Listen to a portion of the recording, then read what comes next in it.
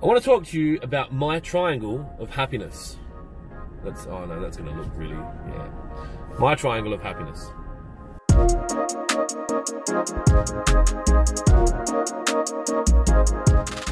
Good morning, Clint here. I think we've already covered that off in the intro. But yeah, anyway, I'm Clint. This is In the Car with Clint. You might never have watched this before. I've got a triangle of happiness, right? And Duffmeister might be able to stick it on the screen somewhere. But there's the three corners of the triangle are you make money from it, they're a good person, and you get paid on time, right?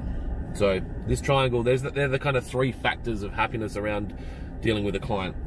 And I think that if you want to have an enjoyable life as a business person, this might be something that you could, add to your tool belt, because that triangle of happiness, if we've got all three of the points of that triangle covered off, life is beautiful.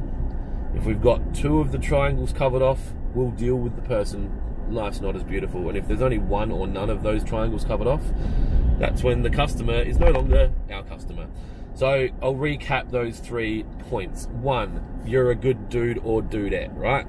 We get along with you, you don't demand shit of us last minute, you're not a dick, you treat our people well, you have reasonable expectations around what a shop can and can't do. 2, you pay your bill on time or before it's due. And 3, we make enough money from the transaction for the business to be able to perform at the level that it needs to. So what that means is that we have a level of service that I desire to offer to our clients, where we have more staff than most shops would have per dollar of turnover.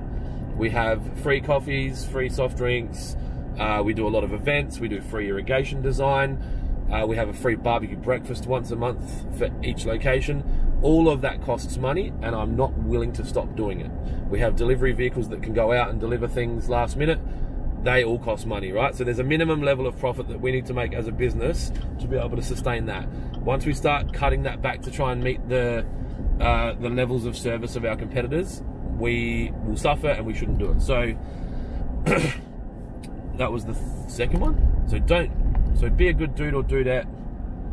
We get paid on time or before, and we make money from you. If we can find a customer that does all 3 of those things, then they're a customer for life, and we will bend over backwards and do anything for them, and we will always deal with them. There are customers that we deal with that slip into the 2 out of 3 points, where maybe they pay us on time. So there might be a retail client where they pay when they pick it up, and they pay the price that we ask, but they're a bit of a dick, or they're a bit demanding. We can deal with that. If we make no money from you and you're a dick but you pay us on time, you're starting to look at like, yeah, we probably won't be dealing with you. And that's where the no dicks allowed comes in, and we will choose to deselect those customers. And it's really interesting because a lot of people really struggle with that concept of firing a customer and deselecting a customer. And I've been fired from professional services companies from bad communication because I don't respond to emails. So I've been on the other side. I get it. I don't cry myself to sleep about it. Not everyone has to work with everyone. It's the beautiful part about running a business in Australia, and obviously other parts of the world that have the freedom to make choices around, well, mostly we've got a few freedoms that are probably not as much there as they used to be, but freedoms to make choice around who you deal with and why.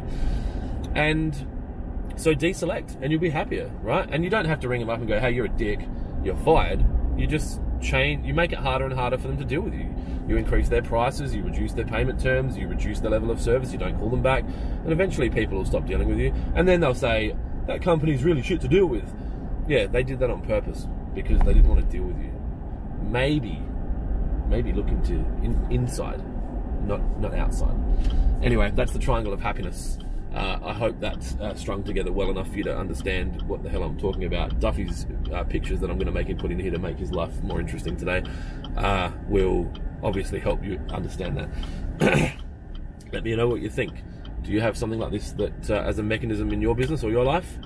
I'm always looking to improve on mine and expand my tool belt. Love to hear your thoughts. If you're enjoying the content, don't hesitate to give it a like, share it with someone that might benefit from it. Otherwise, be kind to each other, and I'll talk to you tomorrow. See ya.